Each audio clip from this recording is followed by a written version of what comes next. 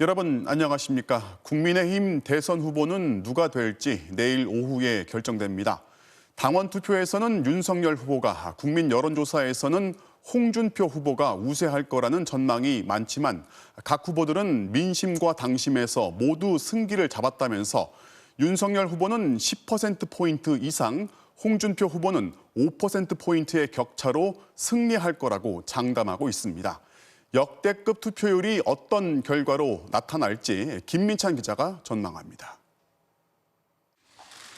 국민의힘 대선 후보 경선엔 당원 투표와 국민 여론조사가 각각 50%씩 반영됩니다. 윤석열 후보 측은 당원 투표에서의 압도적인 우위를 바탕으로 홍준표 후보를 10%포인트 이상 따돌렸다고 자신했습니다. 30명이 넘는 현역 의원과 대다수 당협위원장이 윤석열 캠프 소속인데다 9월 이후 가입한 신규 당원 중 60% 이상이 윤 후보 지지층이라고 주장합니다. 19만 명 중에 윤석열 후보를 지지하는 당협에서 신규로 가입한 당원 수가 한 11만 몇천 명으로 한 62% 정도 됩니다. 윤 후보 측은 국민 여론조사도 박빙으로 봤습니다. 지난주엔 이른바 개 사과 논란으로 뒷걸음질 쳤지만 이번 주 다시 반등했다는 겁니다. 여론조사를 보면요, 윤석열 후보가 상승세를 계속 타고 있습니다. 이길 수도 있고 박빙의 접전 결과가 나올 수도 있다. 반면 홍준표 후보 측은 국민 여론조사에서 10%포인트 정도 앞서고 있다며 결국 5%포인트 넘는 차이로 승리할 것으로 전망했습니다. 개 사과 파문 이후 식용계 발언과 서민 교수의 호남 비하 망언이 겹치면서 지지율 격차가 더 커졌으면 커졌지 좁혀지진 않았다는 겁니다. 여론조사에 제가 10% 이기고 있는데 갑자기 이게 바뀔 수 있을까요? 갑자기 바뀐다면 여론 조작이 되죠. 당원 투표도 1, 2차 예비 경선 때와는 달리 접전 양상이라고 주장합니다. 모바일에 익숙한 젊은 당원들의 투표율이 높았고 9월에 가입한 신규 당원 상당수도 홍 후보의 우호적인 젊은 층이라는 겁니다. 더욱더 고무적인 것은 홍준표 후보를 지지하시는 2040의 남성층이 압도적으로 늘어났다는 점 저희가 주목을 하고 있고요. 국민의힘 당원 투표에는 36만 3천여 명이 참여해 최종 투표율은 63.89%로 집계됐습니다. 이틀 동안 진행된 여론조사도 오늘 저녁 모두 끝나 득표율 합산만 앞두고 있습니다. MBC 뉴스 김민찬입니다. 과연 누가 민주당 이재명 후보에 맞설 대선 후보가 될지 그 결정을 하루 앞두고 국민의힘 후보들은 이재명 후보의 텃밭이라 할 경기도를 돌면서 이재명 때리기로 여론조사 막판 표심에 호소했습니다. 이어서 김정인 기자입니다. 홍준표 후보는 경선 마지막 날 일정으로 국민의힘 경기도당을 택했습니다. 민주당 이재명 후보를 베네수엘라 차베스 전 대통령에 비유하며 대선 승리를 위해 경기도 당원들부터 움직여줘야 한다고 강조했습니다. 경기도 차베스의 본거지입니다. 1,400만 유권자들이 바로 대선의 바로미터가 될 겁니다. 오후엔 서울 홍대 거리를 방문해 2030 젊은 층의 지지에 감사를 표하며 경선 일정을 마무리했습니다. 제가 생각하기는 내일 되지 않나 싶습니다. 윤석열 후보는 의정부와 포천, 연천 등 경기 북부의 전통시장을 찾아 마지막 바람몰이에 나섰습니다. 윤 후보는 상인들과 일일이 악수를 나누고 막걸리도 마시며 친밀감을 과시했습니다. 반드시 정권 교체해서 이분들 더욱 따뜻하게 보듬겠습니다. 이재명 후보 측에 대한 신속한 수사도 촉구하며 경선 막판까지 날을 세웠습니다. 반드시 저는 여기에 대한 정상적인 수사가 결국은 이루어질 거라고 보고. 유승민, 원희룡 두 후보는 국회 본청 앞 대장동 특검 촉구 농성장을 잇따라 방문해 마지막 지지를 호소했습니다. 제가 대통령이 되면 우리 한국 경제의 심장을 다시 뛰게 만들 자신이 있습니다. 결과가 어떻게 나오든지에 관계없이 저는 정권 교체를 위해서. 국민의힘 최종 대선 후보는 내일 오후 2시 서울 백범 기념관에서 치러질 전당대회에서 발표됩니다. MBC 뉴스 김정인입니다. 네, 민주당의 이재명 대선 후보는 한국거래소를 방문해 경제 행보를 이어갔습니다. 여력이 없다는 정부와 뜻이 맞지 않는 전국민 재난지원금을 두고선 추가 세수를 활용하자는 입장을 밝혔습니다. 보도에 김재경 기자입니다. 한국거래소를 방문한 민주당 이재명 후보는 저평가된 국내 증시에 활력을 넣기 위해선 소액주주, 이른바 동학개미들의 우량주 장기 보유를 권장해야 한다고 진단했습니다. 오는 2023년 도입되는 주식 양도소득세, 장기 보유자 세제 혜택을 주는 방안을 해법의 하나로 제시하기도 했습니다. 장기 투자는 사실은 모두에게 바람직한 일이어서 저는 여기에 대해서 좀 인센티브가 필요하겠다. 뭐 양도소득세 과세라든지 이런 데서 장기 보유에 대해서 좀 뭔가 혜택을 좀 부여하는 게 좋겠다. 전국민 재난지원금 추가 지원과 관련해 재정 여력이 없다는 김부겸 국무총리의 우려에 대해서도 입장을 밝혔습니다. 이 후보는 MBC와의 통화에서 정책에 대한 의견이 다를 수 있다면서도 국채 발행으로 빚을 내자는 게 아니고 추가로 거칠 세수를 활용해 내년도 예산안에 최대한 반영하자는 취지라고 말했습니다. 우원식 공동선대위원장도 연말까지 추가 세수가 최대 17조 원 예상되는데 1인당 25만 원씩 재난지원금을 준다면 8조 5천억 원의 예산만 더 있으면 된다고 거들었습니다.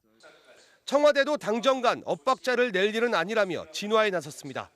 이제 원천적 반대는 아닐 것으로 생각하고 알겠습니다. 당정 간의 협의, 국회 협의를 통해서 접점이 찾아질 것으로 믿습니다.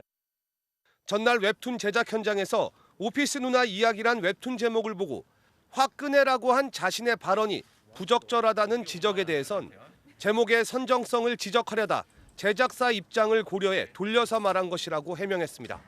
MBC 뉴스 김재경입니다. 정부와 여당이 대장동 개발에서 드러난 민관 공동사업의 허점을 메우기 위한 이른바 대장동 방지법을 올해 정기국회에서 처리하기로 했습니다. 민간의 이윤을 제한하고 나머지는 모두 공공을 위해 쓰겠다는 건데요. 먼저 최경재 기자가 보도합니다.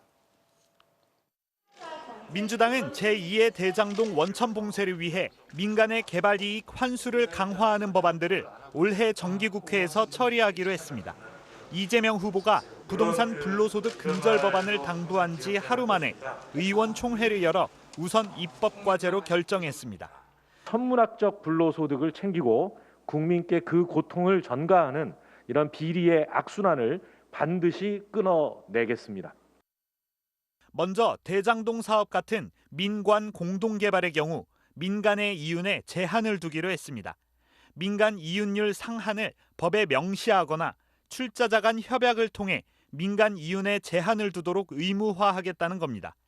현재 민주당에선 민간 이윤율을 총사업비의 10% 아래로 묶는다는 법안이 발의돼 있습니다. 국가가 개발 이익의 일부를 거둬들이는 개발 부담금도 현재 20%대 수준에서 50% 안팎까지 높여가기로 했습니다. 민주당은 국민의힘이 이 같은 법안을 반대해선 안 된다며 논의 동참을 압박했습니다.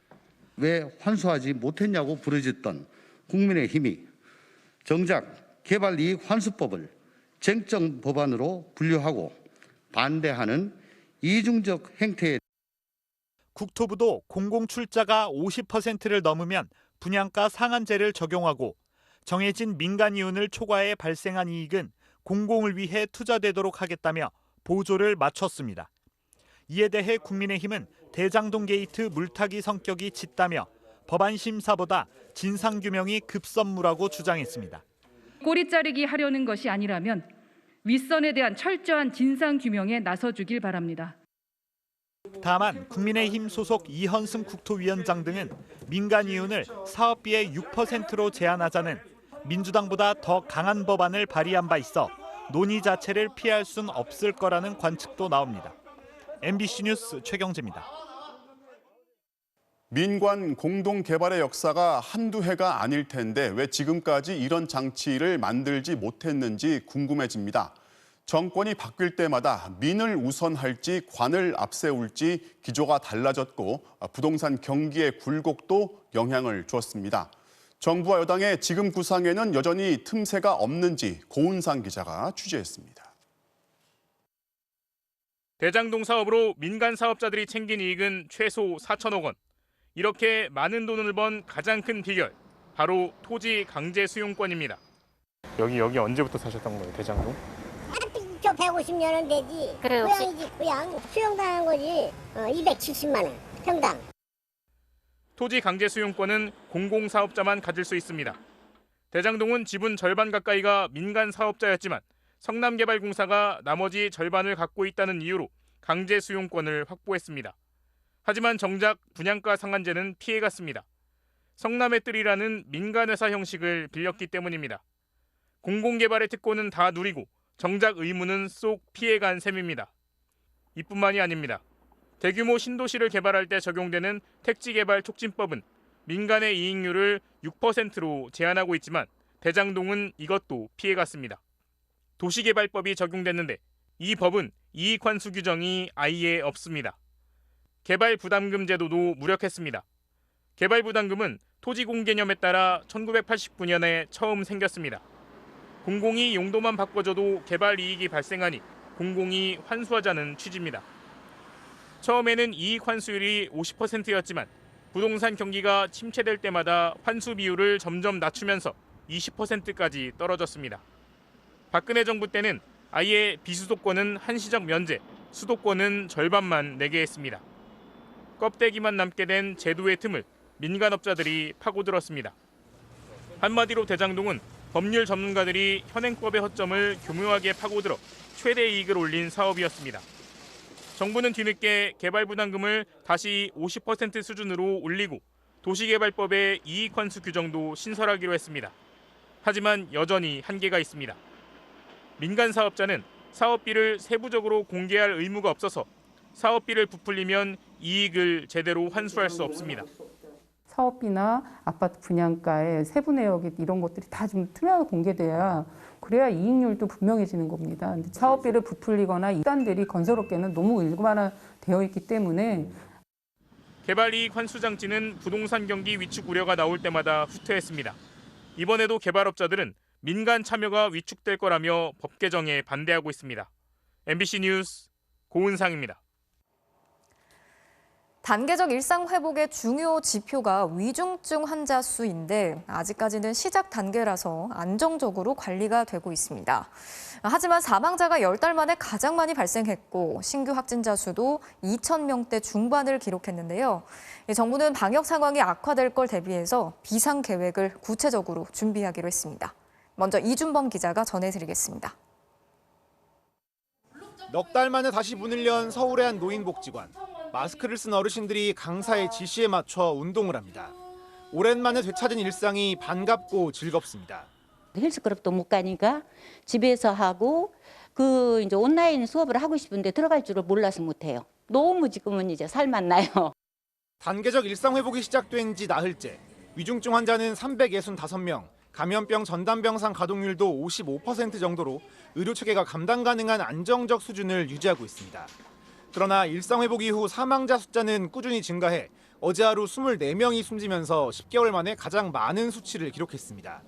신규 확진자 수도 2,482명으로 이틀째 2,000명대 중반을 기록 중입니다. 지난 주말 헬로윈데이 여파는 아직 본격적으로 반영되지도 않았습니다. 확진자가 늘면서 미접종자, 특히 고령층이나 기저질환자와 같은 위험 요인이 있는 분들의 감염 위험, 중증 사망 위험은 더 커지기 때문에 정부는 일상 회복 과정에서 확진자가 급증하는 상황에 대비해 비상계획 세부 기준을 마련하겠다고 밝혔습니다. 방역 상황이 악화되면 일상 회복을 잠시 중단하는 긴급 조치를 취하게 되는데 그 기준과 범위를 구체적으로 정하겠다는 겁니다.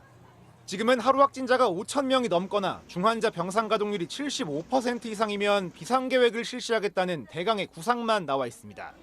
여기에 더해 중환자와 사망자 발생 비율, 고령층과 미접종자의 확진 양상까지 고려한 종합적인 비상계획안을 내놓겠다는 게 정부의 계획입니다. MBC 뉴스 이준범입니다. 정부가 고위험 시설에 적용하고 있는 방역 패스가 이제 민간 영역으로까지 확장이 되고 있습니다. 백신 접종을 완료해야만 출입을 할 수 있도록 자체적으로 방역 패스를 시행하는 건데요. 정부는 민간 차원의 조치에 대해서는 개입할 수 없다는 입장을 밝혔습니다. 박진주 기자가 취재했습니다. 서울 숭실대학교 도서관. 입구에서 백신 접종 완료 여부를 확인하고 스티커를 붙여줍니다. 백신 접종을 완료했거나 PCR 음성 확인서가 있는 학생만 들어갈 수 있는 겁니다. 정부 차원의 방역 패스와는 달리 대학이 자체적으로 시행하는 민간 차원의 방역 패스입니다. 접종을 완료한 학생들은 환영하는 입장입니다. 확진자랑 이제 겹칠 일도 없고 안심되게 학교생활을 할 수 있던 것 같아요. 반면 미접종 학생들은 같은 등록금을 내고 차별받아서는 안 된다며 반발하는 등 논란이 일고 있습니다. 정부는 민간 차원에서 방역 패스를 도입하는 걸 강제로 금지하거나 개입할 수는 없다고 밝혔습니다. 그리고 백신을 접종하게 되면 최소 60% 이상 감염 예방 효과가 있어 접종 완료자를 중심으로 일상을 확대하는 것은 타당성이 있다고 강조했습니다. 접종 완료자와 미접종자를 형식적으로 동등하게 대우하는 건 감염 방지 효과라는 의학적인 가치를 무시한 조치라는 설명입니다. 이 민간 영역에서 시설의 책임자가 시설의 안전한 관리, 그다음 안전한 환경 조성을 위해서 방역 패스를 자체적으로 적용하는 것은 가능하다고. 다만 취업 시장에서 채용 조건으로 백신 접종 완료를 요구할 경우엔 공정한 채용 의무에 위배되는 건 아닌지 위법성 여부를 따져봐야 한다고 밝혔습니다. 방역 패스 철회를 요구하는 실내 체육시설 단체들은 국가를 상대로 34억 원의 손해배상 소송을 내며 반대 움직임을 이어갔습니다. 위약금까지 저희가 감수하면서 환불을 해드리고 있습니다. 수천만 원의 피해가 일시적으로 발생을 합니다. 그러나 정부는 고위험 시설 방역 패스 철회는 없다는 입장을 유지하며 특별 점검과 단속 활동을 계속할 계획입니다. MBC 뉴스 박진주입니다. 국내에서는 현재 12살 이상만 코로나 백신을 맞을 수 있죠. 미국의 경우엔 5살에서 11살까지 어린이들에 대해서 백신 접종을 본격적으로 시작했습니다. 성인이 맞는 약의 3분의 1을 3주 간격으로 접종하도록 했는데 우리 정부는 다른 나라들의 사례를 바탕으로 안전성과 효과성을 검토해서 신중하게 결정하겠다는 입장입니다. 김성현 기자가 전해드리겠습니다. 미국 캘리포니아주의 한 병원. 긴장한 표정의 어린이들이 부모의 품에 안긴 채 코로나 백신을 맞고 있습니다. I was a little scared. It didn't hurt. It hurt a tiny bit. 미국 보건당국이 5에서 11세 어린이에 대한 화이자 백신 접종을 승인하면서 미국 2만여 곳의 병원과 약국 학교에서 접종이 본격적으로 시작됐습니다. 일부 어린이 병원은 벌써 이달 중순까지 예약이 꽉 찼습니다. 5에서 11세 어린이들은 성인의 3분의 1 용량을 3주 간격으로 2차례에 걸쳐 접종받게 됩니다. 미국 국립전염병연구소 앤서니 파우치 소장도 일부 부모들의 부작용 우려는 이해하지만 만약 자신의 자녀들이 5에서 11세라면 백신을 맞힐 거라며 접종을 독려하고 나섰습니다. 5에서 11세 백신 접종은 미국뿐 아니라 아랍에미리트와 사우디아라비아도 승인했고 유럽연합에서도 승인을 검토하고 있습니다. 이스라엘은 면역 저하자 등 고위험군 중심으로 5에서 11세 접종을 이미 진행하고 있습니다. 전문가들은 우리나라는 아직 어린이 확진자 비율이 높지 않은 만큼 서두를 필요는 없다는 입장입니다. 고위험 성인들만큼 명백하고 압도적으로 크진 않고요. 우리나라가 12세까지 접종했던 접종 결과를 보고 예상 반응의 발생률이 어느 정도인지 확인해 볼 필요는 있다고 생각합니다. 어린이 접종을 위해선 현재 12세 이상으로 되어 있는 화이자 백신의 허가 연령을 우선 변경해야 하는 절차를 거쳐야 합니다. 정부는 안전성과 효과성을 충분히 살펴본 뒤 신중하게 결정하겠다고 밝혔습니다. 식약처의 허가라든지 다른 나라의 그 접종 시행 상황 그리고 이제 국내외 연구 결과 등을 토대로 충분히 검토한 후에 백신 접종을 마치고도 확진되는 돌파 감염이 증가하자 정부는 추가 접종 간격을 접종 완료 후 6개월이 지난 시점보다 앞당기는 방안도 검토하기로 했습니다. MBC 뉴스 김상현입니다. 대장동 개발 의혹의 중심에 있는 김만배 씨 그리고 남욱 변호사가 결국 오늘 새벽에 구속이 됐습니다. 핵심 의혹인 배임 혐의에 대해서 이른바 윗선이 개입했는지 여부, 또 정관계 로비 의혹 수사에도 탄력이 붙을 전망인데요. 조국현 기자가 이 소식 전해드리겠습니다. 법원은 범죄 혐의가 소명되고 증거인멸 우려가 있다는 이유로 김만배, 남욱 두 사람의 구속 필요성을 인정했습니다. 이들의 요구가 공모 지침서에 반영된 정황부터 최소 651억 원으로 구체화한 배임 액수와 뇌물 흐름 등 검찰이 제시한 구속 사유가 인정된 것으로 보입니다. 대질신문 과정에서 김 씨와 남 변호사가 말맞추기를 한 정황이 담긴 CCTV 영상도 증거인멸 우려를 높였다는 분석입니다. 구속기한인 20일의 시간이 확보된 만큼 의혹의 두 축인 특혜와 로비 수사에 다시 탄력이 붙게 됐습니다. 성남도시개발공사에 손해를 끼쳤다는 배임 혐의에 이른바 윗선이 개입했는지가 최대 관심입니다. 하지만 대장동 팀과 성남시 사이의 연결고리로 지목된 정민용 변호사의 구속영장 기각은 검찰로서도 신경 쓰이는 대목입니다. 유동규 전 본부장 밑에서 전략사업팀장을 지냈던 정 변호사는 화천대유에 유리한 공모 지침서를 작성하고 초과 이익 환수 조항을 삭제한 장본인이기 때문입니다. 정 변호사가 이재명 당시 시장에게 공모 지침서를 직접 보고했다는 의혹도 양측 모두 전면 부인하고 있습니다. 검찰은 일단 도시공사 내에서 간부들과 갈등을 빚으며 물러난 걸로 알려진 황무성 초대 사장의 퇴진 경위부터 따져볼 예정입니다. 황 전 사장에 대한 사퇴 압박에 이 전 시장의 복심으로 불리는 정진상 당시 정책실장이 연루됐다는 의혹도 제기된 상태입니다. 특히 정 전 실장은 지난 9월 말 유동규 전 본부장의 주거지 압수수색 직전 유 전 본부장과 통화를 했다는 사실도 드러났습니다. 정 전 실장은 잘못이 있다면 감추지 말고 충실히 수사에 임할 것을 당부했다고 했지만 수사팀으로선 추가 확인이 불가피한 상황입니다. 이와 함께 검찰은 한동안 주춤했던 법조계와 정관계 로비 의혹 수사에도 속도를 낼 전망입니다. 특히 곽상도 의원 아들 병채 씨가 화천대유에서 받은 50억 원의 퇴직금의 성격을 파악하기 위해 조만간 곽의원부터 불러 조사할 것으로 예상됩니다. MBC 뉴스 조국현입니다. 고발 사주 의혹과 관련해서 어제 공수처 조사를 받고 나온 국민의힘 김웅 의원. 자신의 대화 녹취록이 악마의 편집을 당했다면서 결정적인 증거가 없다고 주장했는데요. 공수처는 또 다른 핵심 피의자죠. 손준성 검사 밑에서 일했던 현직 검사들까지 추가로 입건을 하면서 수사에 속도를 내고 있습니다. 윤수한 기자가 전해드리겠습니다.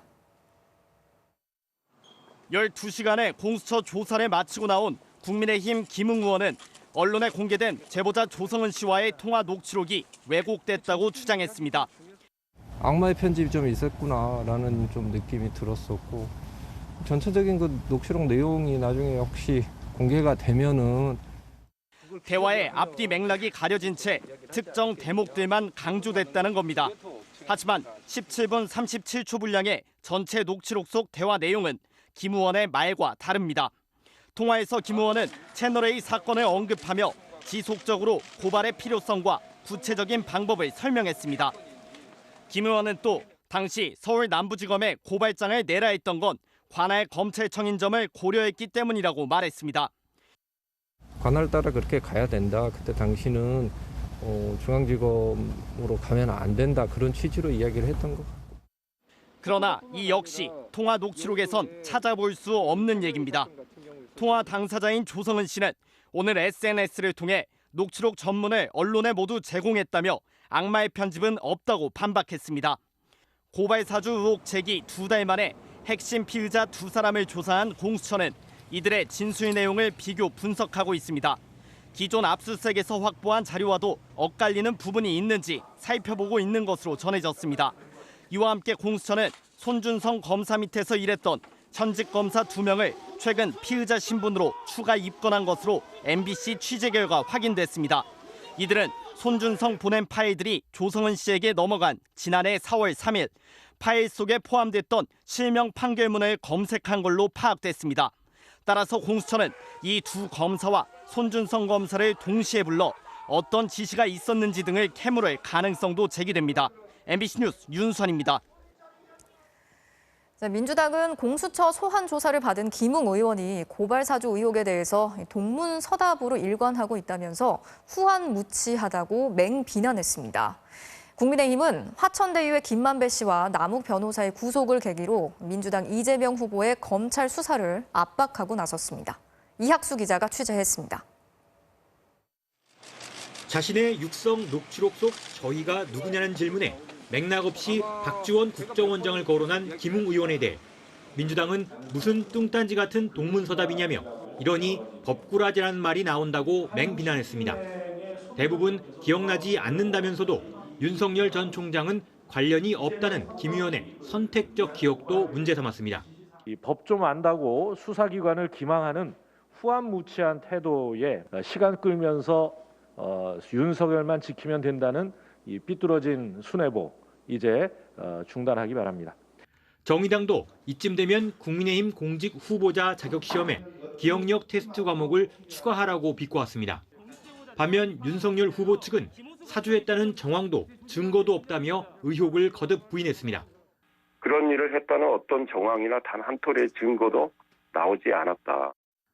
국민의힘은 구속된 화천대유 김만배 씨와 남욱 씨의 혐의가 배임이라는 걸 강조하며 이재명 후보를 다시 정조준했습니다. 당시 대장동 사업의 최종 결재권자인 이 후보에 대한 수사가 불가피하다는 겁니다. 김 씨에게 배임 혐의를 적용했다면 이후 수사는 마땅히 그 판단을 내린 책임자에 대한 배임 혐의로 규결되어야 합니다. 민주당은 곽상도 의원 등 50억 클럽 인사들에 대한 신속한 수사 촉구로 맞불을 놨습니다. 50억 클럽처럼 돈을 받거나 돈을 받으려 했던 자 대부분이 국민의힘과 관계가 깊다는 점입니다. 그러면서 야당이 이 후보의 배임을 운운하는 건 지자체장의 정책 판단과 실무자의 집행을 구분하지 못한 정치 공세라고 반박했습니다. MBC 뉴스 이학수입니다. 중국발 요소수 부족 현상이 국내에서 트럭 운행에 지장을 주다 보니 이제 소방차 같은 응급 차량에도 비상이 걸렸습니다. 정부가 급한 대로 산업용 요소수를 차량용으로 바꾸어서 쓸 수 있는지 검토하고 있지만 전문가들은 쉽지 않을 거라고 전망합니다. 보도에 김윤미 기자입니다. 서울 서대문 소방서. 디젤 소방차 6대와 구급차 2대를 운영합니다. 한 달에 요소수 9통을 씁니다. 서울 소방본부는 각 소방서들이 갖고 있는 요소수를 모두 회수했습니다. 서울 소방본부의 요소수 재고량은 4~5개월치. 중앙에서 직접 재고를 최대한 효율적으로 관리하기로 했습니다. 정부에서 지금 발빠르게 움직이고 있는 걸로 알고 있고요. 치안과 안전에 관련된 부서에 우선 배정하는 걸로 검토하고 있는 걸로 알고 있습니다. 요소수 생산 공장의 재고량은 점점 줄어 이제 한 달치 정도 남았습니다. 저희가 이번 달 말이면은 요소가 없어서 못 만들어요. 생산 중단해야 돼요. 정부도 총리실, 산업부, 환경부, 외교부를 총동원해 대책을 내놨습니다. 우선 산업용 요소수를 차량용으로 전환하는 방안을 검토하기로 했습니다. 제철소, 화력발전소, 시멘트 공장도 배출가스 오염물질 제거를 위해 요소수를 쓰는데 이걸 차량용으로 돌리겠다는 겁니다. 대기오염, 특히 겨울철 미세먼지를 감내하는 고육지책이지만 가능한지조차 아직 의문입니다. 높은 순도와 농도를 가지고 있어야 됩니다. 이 부분에 문제가 생길 경우는 SCR 장치가 고장난다든지 질소 산화물 저감에도 크게 영향을 줄 수가 있습니다. 정부는 다음 주부터 요소수 사재기도 단속반을 꾸려 강력히 단속하겠다고 밝혔습니다. MBC 뉴스 김윤미입니다. 요소 대란을 해결하려고 정부가 외교 채널을 가동해서 중국의 수출 규제를 풀어달라고 요청하고 있습니다. 하지만 중국도 겨울철 밀농사에 쓸 요소 비료 때문에 사정이 어렵다 보니 낙관하기는 쉽지 않습니다. 베이징에서 이혜인 특파원이 보도합니다. 중국이 요소 수출 규제에 나선 건 겨울 밀농사에 필요한 요소 비료 확보에 비상이 걸렸기 때문입니다. 원료인 석탄 가격 상승과 전력난으로 지난달 중국의 요소 생산은 전년 대비 4%가 줄었습니다.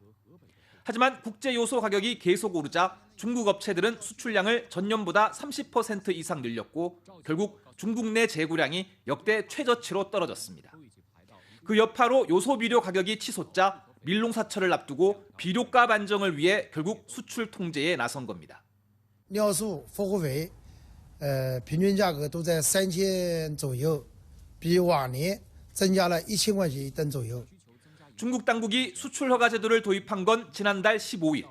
품질 심사를 핑계로 수출을 제한하려는 목적인데 그동안 국내 업체 서너 곳이 수출 신청을 했지만 아직 한 곳도 허가를 받지 못했습니다.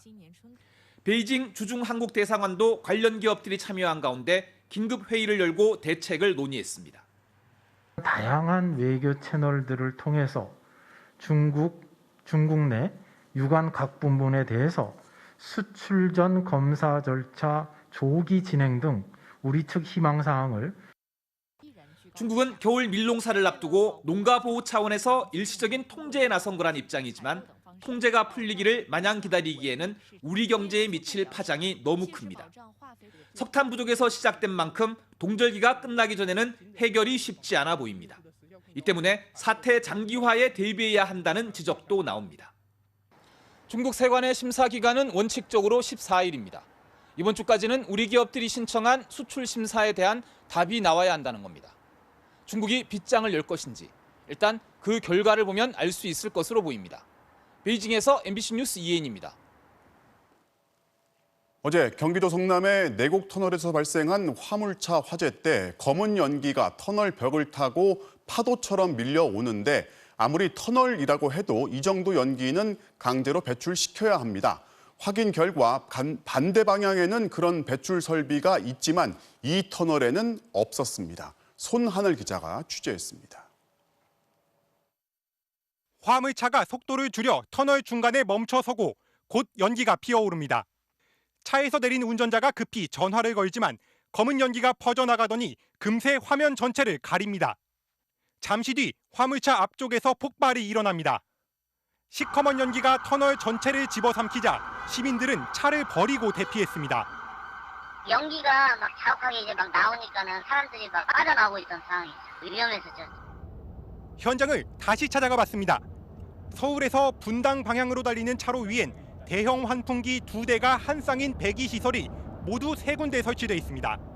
그런데 분당에서 서울 방향엔 배기 시설이 하나도 보이지 않습니다. 불이 난 건 바로 이 방향이었습니다. 불이 난 내곡 터널입니다. 양 방향이 분리된 구조다 보니 분당 방향으로 설치된 배기 시설은 이 서울 방향에서 난 화재에 제 역할을 못했습니다. 한쪽은 제트팬, 그다음에 한쪽은 자연환기해서 그냥 94년 완공됐을 때부터 그렇게 나온 건데 그 당시에 왜 이렇게 나왔는지는 저희. 지난 2003년 서울 홍지문 터널 대형 화재 이후 1000m 이상 터널에 배기 장치 설치가 의무화됐고 작년 전북 남원의 700m짜리 터널에서 다시 인명 피해가 나자 대상은 500m 이상 터널로 강화됐습니다. 하지만 1994년에 지어진 내곡 터널은 1000m가 넘지만 기존 터널까지 의무 규정이 소급 적용되진 않다 보니 배기 시설이 반쪽만 설치돼 있었던 겁니다. 터널 내에서 차량 화재가 발생하면 많은 유독가스가 발생되기 때문에 생명의 위협을 가할 수 있습니다. 제연 설비를 설치해서 터널 내 유독가스를 신속하게 외부로 배출시켜 줄 필요가 있습니다. 성남 수정구청은 서울 방향 터널에도 배기 시설과 차단막 등 안전시설 설치를 추진하겠다고 밝혔습니다. MBC 뉴스 손하늘입니다. 금융감독원이 앞으로 단속과 처벌보다 사전 예방에 중점을 두겠다면서 균형 잡힌 검사를 하겠다고 밝혔습니다. 당장 금융사를 긴장시켜온 이 종합감사가 폐지될 거라는 전망으로 이어지면서 금융감독원이 감독을 포기했다는 지적이 나옵니다. 이정은 기자입니다. 라임 사태 1조 6천억 원, 옵티머스 사태 5,500억 원. 피해자들은 펀드를 판매한 은행과 증권사를 믿고 샀습니다. 하지만 은행과 증권사들은 위험을 감지하고도 수수료를 벌기 위해 계속 팔았습니다. 이런 금융기관들의 불법 행위를 감독하고 제재하는 게 금융감독원의 역할입니다. 정은보 금융감독원장이 어제 금융지주 회장들과 만났습니다. KB, 우리, 하나, 쟁쟁한 금융기관 회장들이 참석했습니다. 그런데 금감원장의 발언 내용이 좀 뜻밖입니다. 검사 업무와 관련해서 위규사항 적발이나 사후적 처벌보다는 위험의 선제적 파악과 사전적 예방에 중점을 둬서 좀 균형 잡힌 그런 검사 체계로 더 엄격한 감독이 아니라 좀 느슨하게 풀어주겠다는 뜻처럼 들립니다. 검사 체계 개편을 논의한다는데 종합검사 폐지나 대폭 축소가 점쳐집니다. 대신 컨설팅이나 비대면 감사로 바꾸겠다는 겁니다. 이런저런 규제 완화 선물도 풀었습니다. 은행이 갖고 있는 민감한 고객 정보를 앞으로는 고객 동의 절차를 거쳐 증권사, 보험사, 카드사, 자산운용사가 다 이용할 수 있게 해주겠다고 했습니다. 소비자 보호를 강화한 금융소비자보호법 계도 기간도 12월까지 석 달 더 주고 법을 잘 지키는지 확인하는 것도 1년마다에서 3년마다로 늘려졌습니다. 금감원장의 달라진 말은 행동으로도 나타났습니다. 여러 사모펀드 사태에 연루됐던 우리금융지주는 이번 달 종합감사가 예정돼 있었지만 갑자기 취소됐습니다. 징벌적 손해배상 제도라든가 집단소송제라든가 엄벌 조항들, 근데 그 제도는 안 만들면서 사전적 예방을 하겠다라고 말만 하면 새빨간 거짓말인 거죠. 지난 5년 동안 금감원 4급 이상 퇴직자 79명 가운데 54명이 금융권에 재취업했습니다. 금융기관을 감독하고 소비자를 보호하는 금감원 본연의 역할, 그 신뢰가 계속 흔들리고 있습니다. MBC 뉴스 이정은입니다. 미국의 중앙은행이 코로나로 위축된 경기를 살리기 위해서 엄청나게 풀었던 돈줄을 다시 조이기로 했습니다. 예상보다 빠르게 경기가 회복됐지만 그 바람에 물가가 너무 올랐기 때문인데요. 워싱턴 김수진 특파원이 보도합니다. 슈퍼마켓에서 파는 식료품부터 자동차와 전자제품까지 요즘 미국에서는 가격이 오르지 않은 품목을 찾기가 힘듭니다. $10 정도 주면 살 수 있던 스테이크용 쇠고기는 지금은 $20를 줘야 살 수 있습니다. I don't see anything going down anytime soon, but you know, we have to eat, so you have no other choice but to pay it. 부동산 가격도 뛰고 있습니다. 지난 2분기에만 미국 주요 20개 도시의 집값이 작년보다 20% 올랐습니다. If you're not prepared to pay 25% over asking price, you're not prepared to buy that home. 기름값 상승세는 무서울 정도입니다. 워싱턴 시내의 한 주유소인데요. 보통 휘발유의 가격이 1갤런, 그러니까 3.7리터에 $4 가까이 합니다. 한국보다는 저렴한 가격이긴 합니다만 한 달 전 $2대였던 것과 비교하면 크게 올랐습니다. 시중에 풀린 돈이 너무 많은 데다 공급이 달리는 문제까지 겹치면서 물가는 계속 오르고 있습니다. 여기에 미국 경기가 코로나 이전으로 거의 회복됐고 어딜 가나 사람 구한다는 광고를 볼 수 있을 정도로 고용시장도 나아지고 있습니다. 결국 미국 중앙은행 연방준비제도가 돈줄 조이기에 나섰습니다. 경기 부양을 위해 달러를 풀어오던 것을 멈추는 테이퍼링을 선언한 겁니다. It is time to taper, we think, because the economy has achieved substantial further progress toward our goals measured from last December. 미국 연준은 금리 인상은 아직 아니라고 선을 그었지만 한국 시장의 영향은 피할 수 없어 보입니다. 한국도 부동산 가격 급등을 포함해 물가 상승이 만만찮고 외국인 투자자의 달러 유출을 막기 위해 한국은행이 기준금리를 인상할 가능성은 더 커졌습니다. 워싱턴에서 MBC 뉴스 김수진입니다.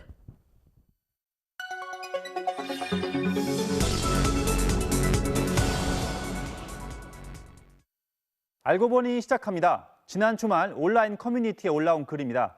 아버지가 코로나19 백신을 맞은 지 이틀 만에 숨졌는데 조사 결과 백신과의 인과성이 인정이 안 돼서 7,200원 병원비만 보상받을 수 있게 됐다는 내용입니다. 이 글을 인용한 기사들도 꽤 많이 나왔는데요. 실제 보상금이 이렇게 적게 지급되는지 그 근거가 무엇인지 알아봤습니다. 감염병 예방법에 따르면 백신 접종으로 질병, 장애 등을 얻게 될 경우 국가가 보상금을 지급합니다. 사망 시 최고 보상금은 4억 3천만 원입니다. 다만 백신과 인과성이 입증돼야 합니다. 아니라면 한 푼도 지급이 안 됩니다. 다만 코로나 백신은 국민 접종으로 실시됐기 때문에 일부 기준을 느슨하게 했습니다. 인과성을 입증할 자료가 충분치 않아도 심사를 거쳐 의료비까지는 지원해 주는 겁니다. 따라서 7,200원은 보상금이 아니라 의료비 실비가 지원된다는 것으로 보입니다. 이에 대해 질병관리청은 피해 보상을 위한 조사가 추가로 진행 중이라며 보상금 등이 소폭 변동할 가능성은 있다고 설명했습니다. 피해 보상은 좀 별개로 운영되는데 추가적으로 더 보완을 하실 거면은 여기서 조금 다른 결과가 나올 수 있고요. 지금까지 백신 접종 뒤 숨졌다는 신고는 1,000건이 넘습니다. 하지만 인과성이 인정된 경우는 단 2건입니다. 다른 나라 상황은 어떤지도 알아봤습니다. 우리처럼 백신 피해 보상 제도를 운영하는 나라는 25개국 정도인데요. 일본에선 지금까지 약 1,200건의 사망 신고가 접수됐지만 인과성이 입증된 경우가 한 건도 없습니다. 미국은 단 한 건만 인과성이 인정됐습니다. 하지만 백신 부작용 보상에서만큼은 우리나라만의 특수성을 감안할 필요가 있다는 목소리도 나옵니다. 바로 90%에 달하는 성인들이 백신을 접종할 정도로 정부 방역 정책에 협조하고 있다는 점입니다. 백신이 질병을 예방하거나 중증화나 사망을 막는 게 아니라 백신 접종이 그걸 막는 거거든요. 충분히 이해받지 못했다라고 하는 불만과 고충이라고 하는 것도 상당히 중요한 맥락인 것 같고요. 그래서 백신 사망에 따른 인과관계를 조사하는 과정에서 좀 더 소통하고 배려하는 부분이 필요하다는 지적도 나옵니다. 질병청이 코로나 백신 부작용을 조사할 안전성위원회를 만들기로 했는데 위원회에서 이런 과정들도 들여다볼 필요가 있어 보입니다. 알고 보니였습니다. 술에 취해 편의점에서 흉기를 훔쳐 도망간 20대 남성이 경찰이 출동을 하자 바로 옆에 있던 세차장에서 차량을 훔쳐서 달아났습니다. 이를 막으려던 경찰관을 매달고 도주하기도 했는데 이 남성은 사고를 내고 차가 뒤집히고 나서야 체포가 됐습니다. 임명찬 기자가 취재했습니다. 세차장에서 세차를 하는 남녀에게 한 남성이 다가와 손짓을 하며 무언가 말을 거는가 싶더니 느닷없이 차량 운전석에 올라탑니다. 놀란 남녀가 이 남성을 끌어내보려 하지만 막무가내입니다. 곧이어 현장에 도착한 경찰도 달려들었지만 차는 경찰관을 매단 채 빠른 속도로 후진을 했다가 그대로 도주해버립니다. 버젓이 행인이 있는데도 주차장과 인도를 가로질러 빠져나갑니다. 뒤로 빠꾸 했다가 그냥 앞으로 저를 튀어나가니까 주차장 이거 칸막이 하는 거 2개를 부시고 돌려나간 거예요. 어젯밤 10시 40분쯤 27살 허모 씨가 경기도 가평의 한 편의점에서 흉기를 훔쳐 달아났습니다. 신고를 받고 경찰이 출동했지만 허 씨는 길가에서 경찰의 얼굴을 주먹으로 때린 뒤 세차장에서 차를 훔쳐 도주했습니다. 이를 막으려던 차 주인과 경찰관이 차량에 부딪혀 얼굴과 다리 등을 다쳤습니다. 차 갖고 도망가려니까 못 가게 이제 잡았는데 차를 확 후진해버리고 전진해버리잖아요. 자꾸 따라가다가 넘어져가지고 그래. 허 씨는 약 500m 정도를 운전해 달아나다 이곳에서 전복 사고를 낸 뒤 경찰에 붙잡혔습니다. 허 씨는 사고로 목을 크게 다쳐 병원에서 치료를 받고 있습니다. 당시 허 씨는 혈중 알코올 농도, 면허 취소 수준의 만취 상태였습니다. 경찰은 치료를 마치는 대로 절도와 특수공무집행 방해치상, 음주운전 등 혐의로 구속영장을 신청할 방침입니다. MBC 뉴스 임명찬입니다. 차선 변경을 위해서 끼어들기를 하는 차량을 노려서 사고를 내고 보험금을 챙긴 일당이 경찰에 붙잡혔습니다. 끼어드는 차량의 과실이 크다는 점을 노렸는데 80여 차례에 걸쳐서 7억 원이 넘는 보험금을 챙겼습니다. 조형찬 기자가 전해드리겠습니다. 대전의 한 도로. 앞선 차량이 깜빡이를 켜고 차선을 바꾸려고 하자 먼저 차로를 옮긴 뒤 속도를 내서 앞 차량을 들이받습니다. 교차로에서는 깜빡이를 켜고 들어오는 화물차와 사고를 내고 정차했다 출발하는 승용차를 들이받거나 백화점에서 나오는 차량에 속도를 올려 부딪힙니다. 모두 끼어들기 등 진로 변경 차량을 노린 보험 사기 사고입니다. 경찰에 검거된 보험 사기 조직 64명은 지난 2019년부터 올해까지 84차례에 걸쳐 고의 사고를 내 7억 7천만 원의 보험금을 챙겼습니다. 차선을 변경해 끼어들다 사고가 나면 끼어든 차량의 과실이 훨씬 더 크다는 점을 노린 겁니다. 실선이나 교차로에서는 10대 0, 점선에서도 8대 2 정도로 대부분 끼어드는 차량의 사고 책임이 큽니다. 이들은 20여 명의 명의를 도용해 가짜 동승자를 만들어 보험금을 많이 받아내기도 했는데 이 가운데에는 교도소 수감자도 있었습니다. 처음에는 몰랐지요. 이게 나중에 보니까 사람이 6명 타고 전부 아프다고 해서 보험적 배달하고 오는데 그런데 그때부터 좀 저게더라고요. 차로를 변경할 때 뒷차가 갑자기 속도를 내거나 사고 후 동승자가 내리지도 않고 무관심하면 보험 사기를 우선 의심해야 합니다. 보험사에다 그 보험 처리 기록을 남겨놓으셔야 돼요. 그래야지 저희가 데이터가 축적이 돼서 고의 사고를 입증하거나 처벌할 수가 있습니다. 경찰은 보험 사기로 드러나면 피해자들의 벌점과 보험료 할증도 없어진다며 의심 사고는 반드시 경찰에 신고하고 블랙박스 등 안전장치를 마련할 것을 당부했습니다. MBC 뉴스 조형찬입니다. 서울의 한 요양병원에서 입원 환자가 같은 병실에 있는 환자에게 흉기를 휘두르는 일이 발생했습니다. 시끄럽게 부스럭거려서 그랬다고 하는데 경찰은 이 환자를 구속하고 수사를 벌이고 있습니다. 이 소식은 김수근 기자가 취재했습니다. 서울 영등포의 한 요양병원. 지난달 31일 밤 9시쯤 불이 꺼진 병실에서 한 60대 환자가 갑자기 화를 냈습니다. 비몽사리가 있어서 침을로 잡았는데 소리가 났어요. 호소가 빠져나왔어요. 대뜸 하는 얘기는 조용히 하냐고. 간호사들이 말리며 한바탕 소동이 벌어졌고 조용해지나 했지만 끝이 아니었습니다. 제가 간호사들 들어가서 말리고 나 그걸로 끝나는 줄 알고 침대 가서 묵었어요. 이 병원 4층에 입원 중이던 박모 씨는 같은 병실을 쓰던 환자에게 흉기를 휘둘렀습니다. 그랬더니 칼을 물고 동료랑 두 손으로 잡고 앉아서 다리를 이렇게 걷어가지고 밀었어요. 피해 환자가 다행히 손가락을 다치는 가벼운 부상에 그쳤지만 신고를 받고 출동한 경찰은 박 씨를 현행범으로 체포했습니다. 피해자 가족들은 박 씨가 병실에 과일칼이 아닌 다른 흉기를 4개나 갖고 있으면서 평소에도 욕설과 위협을 일삼았다고 주장했습니다. 자다가다 막 한두 번 깜짝 놀리고 그랬어요. 생각만 하면 그냥 온몸이 그냥 소리 묻어요. 병원 측은 박 씨가 흉기를 4개나 가졌는지 미처 몰랐고 두 사람 사이에 말다툼이 일단락된 상황이라 사건이 날 거라 예측하지 못했다고 밝혔습니다.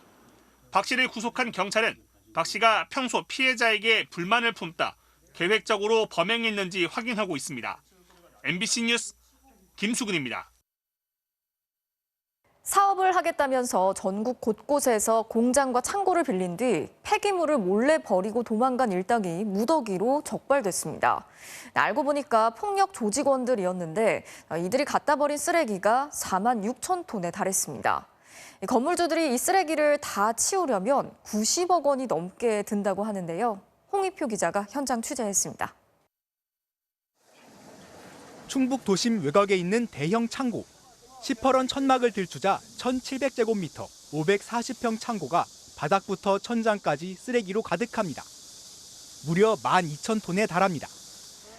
충남 농촌마을의 또 다른 공장. 건물 내부로 들어갔더니 이곳 역시 한쪽 벽에 쓰레기가 한가득 쌓여 있습니다. 낡은 어망부터 낚싯줄, 노끈까지 10,000톤이 넘습니다. 폐타이어부터 오래된 비닐 조각까지 이 7m 높이의 창고 전체가 몰래 버린 폐기물로 가득 찼습니다. 1년 전쯤 누군가 유통사업을 하겠다면서 비어있던 공장 건물을 샀는데 계약금 1억 8천만 원만 낸 뒤 몇 달 뒤 연락이 끊겼습니다. 건물주가 확인해보니 이렇게 쓰레기가 가득 찬 겁니다. 처리 비용을 알아봤더니 최소 17억이 듭니다. 저희도 완전히 이건 뭐 가슴에 덜컥 내려앉았죠. 그다음에 이걸 어떻게 치울 것인가. 날벼락 맞은 셈이라고 봐야 될 거 아니겠습니까?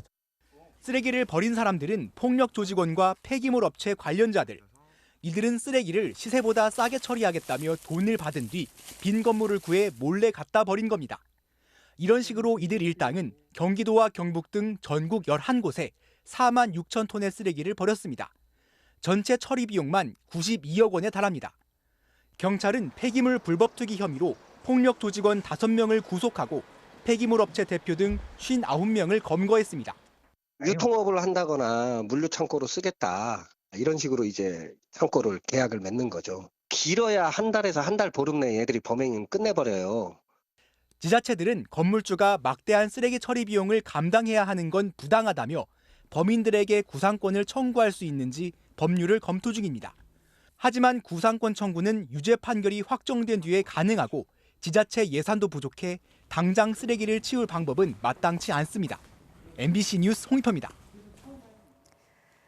중국 전역에서 쌀과 밀가루 같은 식료품 사재기 대란이 벌어지면서 수십 명이 몸싸움을 하다가 실신을 하는 일까지 발생했습니다. 중국 정부가 식량 비축량이 충분하다면서 진화에 나섰지만 쉽게 가라앉지 않고 있다는데요. 어찌된 일인지 신정현 기자가 전해드리겠습니다. 중국의 한 대형마트. 사람들이 쌀을 사기 위해 서로 밀치면서 아수라장으로 변했습니다. 난리통 속의 한 여성은 정신을 잃은 채 바닥에 누워 있습니다. 쌀뿐만 아니라 면과 채소, 식용유 등 닥치는 대로 쓸어담는 바람에 식료품 진열대는 텅텅 비었습니다. 사재기의 발단은 지난 1일 중국 상무부가 발표한 공고문이었습니다. 가정은 겨울철을 앞두고 생필품을 비축해 돌발 상황에 대비하라는 내용이 담겼는데 최근 중국과 대만 사이 긴장이 높아지는 상황에서 전쟁에 대비하라는 신호로 잘못 해석된 겁니다. 산둥성 진안시가 최근 시민들에게 무료로 나눠준 전쟁 대비용 민방위 가방 영상이 화제가 되면서 전쟁 불안감을 키웠습니다. 11月1号晚上发了一个保供稳价工作的通知，完了以后造成了昨天也是很多人去哄抢。 최근 코로나19 확진자가 나온 장수성 창저우와 허난성 정저우 등에선 봉쇄에 대비하려는 사람들로 사재기가 유독 심한 것으로 알려졌습니다. 동요하는 민심을 달래기 위해 중국 당국은 올해 식량 비축량이 역대 최고 수준이라며 이례적으로 수치까지 공개했습니다. 目前看，各项生活物资货源充足，供应有保障。 중국 관영 매체들도 대중이 정부 공고안을 오해했다며 앞다퉈 보도하고 있지만 소셜미디어에선 예비군 소집령 등 근거 없는 주장까지 나돌며 혼란이 커지는 분위기입니다. MBC 뉴스 신정연입니다. 운전을 하다가 교통사고 현장을 보면 속도를 늦추고 상황을 살피게 되는 경우가 있죠. 이 과정에서 교통 정체가 발생하고 2차 사고의 위험도 높은데요. 그래서 사고 현장을 아예 가림막으로 가리는 시범 사업을 시작했습니다. 조성식 기자가 취재했습니다. 지난달 7일 영동고속도로 이천 나들목 부근 승용차와 추돌한 대형 화물차가 멈춰서 있고 출동한 소방대원들이 차로를 통제하고 있습니다. 사고가 난 강릉 방향 차로에는 곧바로 정체가 발생했습니다. 그런데 사고와 관련이 없는 반대편 인천 방향 차로에서도 비슷한 정체가 빚어집니다. 급제동을 하고 비상등까지 켜며 제속도를 내지 못합니다. 사고 장면을 보기 위해 천천히 운전하는 교통사고 현장 구경, 이른바 러버레킹 현상입니다. 지난해 속도 측정이 가능한 강원권 고속도로에서 발생한 사고 34건 가운데 절반 이상인 18건에서 반대편 차로 차량 감속이 확인됐습니다. 도로공사는 이런 현상을 없애기 위해 가림막을 설치하기 시작했습니다. 영동고속도로 모의 사고 현장입니다. 초록색의 거대한 이동식 가림막이 세워졌는데 같은 방향 차로는 물론 반대편 차로에서도 가림막만 보입니다. 운전자들이 사고 현장을 구경하는 것을 막기 위해 이 같은 이동식 가림막을 이용하는 방안이 처음으로 시범 운영에 들어갔습니다. 도로공사는 하루 7시간 동안 가림막을 설치해두고 같은 차로가 아닌 반대 차로의 차량 감속 정도를 확인한다는 계획입니다. 교통사고로 발생하는 정체를 해소하는 그 1차적인 효과와 2차적으로 그 후발, 교통사고 유발을 억제하는 효과가 있습니다. 하지만 가림막 자체가 구경거리가 될 수 있고 사고 처리가 지연될 우려도 제기되는 만큼 실제 도입에 앞서 다양한 검토가 필요하다는 목소리도 나옵니다. MBC 뉴스 조성식입니다. 천연 기념물이자 멸종 위기종인 전박이 물범을 국내에서 유일하게 육지에서 관찰할 수 있는 곳이 있습니다. 바로 충남 서산의 가로림만인데요. 이곳에서 전박이 물범이 물고기를 사냥해 먹는 장면이 이렇게 생생하게 포착됐습니다. 이승섭 기자가 전해드리겠습니다. 충남 서산 가로림만의 옥도 앞바다. 천연기념물 제331호이자 멸종위기 야생생물 2급인 전박이 물범이 바다 위로 빼꼼히 고개를 내밀고 있습니다. 여유 있게 수영하는가 싶더니 순식간에 커다란 광어를 입으로 낚아챕니다. 광어를 물고 여러 차례 흔들어 정신을 잃게 하고는 통째로 삼켜버립니다. 가로림만에서 전박이 물범의 먹이 활동이 확인된 건 이번이 처음입니다. 가로림만 안쪽으로 먹이 자원이 풍부한 그 먹이를 따라서 내륙 깊숙이 들어와서 서식했다고 추측을 하고 있고요. 전박이 물범은 해양 생태계에서 최상위 포식 동물에 속합니다.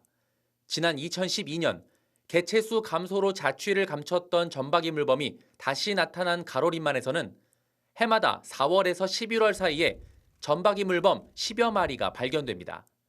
그만큼 가로림만에 다양한 생물이 존재하고 해양 생태계가 건강하다는 증거입니다.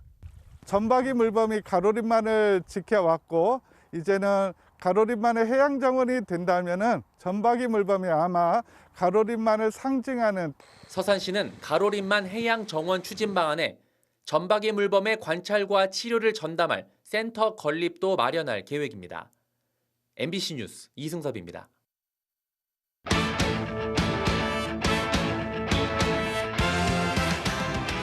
목요일 밤 스포츠 뉴스입니다. 프로야구 잠실 라이벌 두산과 LG가 준 플레이오프 첫 경기를 치르고 있는데요. 반야구로 앞세운 두산이 앞서가고 있습니다. 현재 상황 김태훈 기자가 전해드립니다. 경기 전부터 끝없이 줄이 늘어설 만큼 잠실을 홈으로 쓰는 두산과 LG의 맞대결에 수많은 팬들이 잠실구장을 가득 채웠습니다. 팬들의 뜨거운 응원 열기 속에 먼저 주도권을 잡은 건 두산이었습니다. 3회 박대범이 LG 선발 수아레즈를 상대로 첫 안타를 뽑았고 이어서 정수빈의 1타점 적시타가 터졌습니다. 선발 최원준의 위기관리 능력도 빛났습니다. 3회와 4회 연속해서 선두 타자에게 안타를 내주고도 힘없는 타구를 유도해 무실점을 지켜냈습니다. 변수도 있었습니다. 5회 무사 1루 상황에서 정수빈이 번트를 댔고 포수 송구가 정수빈의 몸에 맞으면서 세이프가 선언됐는데 비디오 판독 결과 3피트 수비 방해로 판정이 번복됐습니다. 이 과정에서 양팀 감독의 항의로 경기가 10분 정도 지연되기도 했는데요. 이후 속개된 경기에선 박건우의 적시타를 더해 6회 현재 두산이 2대0으로 앞서 있습니다. 역대 3전 2선승제 준 플레이오프에서는 1차전을 승리한 팀이 17번 모두 플레이오프에 진출했습니다. MBC 뉴스 김태훈입니다. 전국체전 결승전을 뛰던 선수가 아시아 챔피언스리그 결승전에 나서게 된다면 과연 그 기분이 어떨까요? K3 리그에서 단숨에 포항으로 이적하면서 인생 역전을 이룬 박승욱 선수를 송기성 기자가 만나봤습니다. 포항이 강원에 2대0으로 앞서던 경기 종료 직전 박승욱이 침착하게 슬기골을 터뜨립니다. 박승욱의 K리그 데뷔골이 오늘 터집니다. 불과 넉 달 전까지만 해도 K3 리그에서 뛰었던 박승욱이 K리그 1에서 17경기 만에 감격적인 데뷔골을 터뜨린 겁니다. K3 했을 때는 저렇게 못했지? 다른 형들은 너는 원래 거기 가서도 잘할 줄 알았다. 감사할 따름입니다. 우리가 부산교통공사하고 연습 경기를 좀 많이 했었어요. 팔라시오스를 맨투맨 시킨 적이 있거든요. 근데 생각보다 스피드가 엄청나게 빠르고 수비의 거리감 후반기 때 이렇게 픽을 했죠. 포항 이적도 꿈 같은 일이지만 지난달 20일 포항이 울산을 꺾고 아시아 챔피언스리그 결승에 진출하면서 2년 전 전국체전 결승이 자신의 가장 큰 무대였던 박승욱은 이제 아시아 최고 무대에 설 수 있게 됐습니다.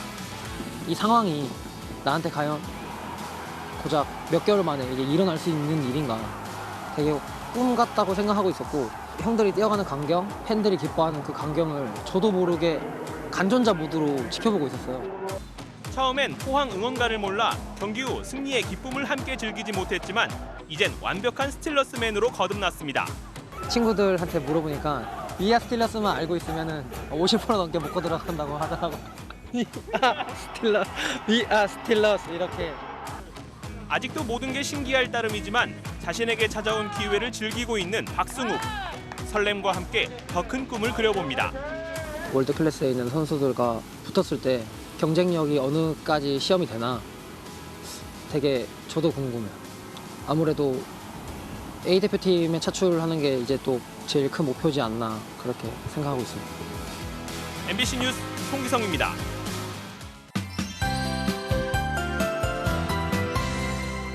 비구름이 미세먼지를 싣고 왔습니다. 이미 서울은 오후부터 농도가 짙어지고 있는데요. 내일은 먼지가 더 많은 서쪽 지방으로 몰리겠습니다.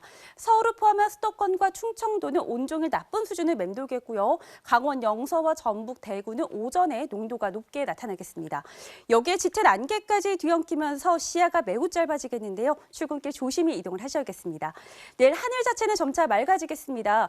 다만 아쉽게도 서쪽 지방은 먼지가 머물면서 탁 트인 하늘을 보기가 어렵겠고요. 동쪽 지방은 맑은 하늘이 드러나겠습니다.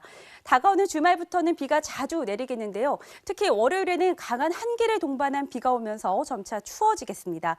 오늘 밤사이 내륙 산지를 중심으로는 서리가 내리는 곳이 있겠고요. 내일 전국 하늘 대체로 맑은 가운데 제주도는 점차 흐려지겠습니다. 아침 최저 기온은 서울 10도, 광주 9도, 여수 13도로 오늘과 비슷하거나 높겠고요. 낮 최고 기온은 서울 등 전국이 20도 안팎까지 올라서 따뜻하겠습니다. 주말 동안에는 남해와 동해안을 중심으로 비가 오겠고 월요일에는 서울의 아침과 낮 기온이 같을 정도로 급격히 추워지겠습니다. 날씨였습니다. 네, 뉴스 마치겠습니다. 오늘도 함께해 주신 여러분 고맙습니다.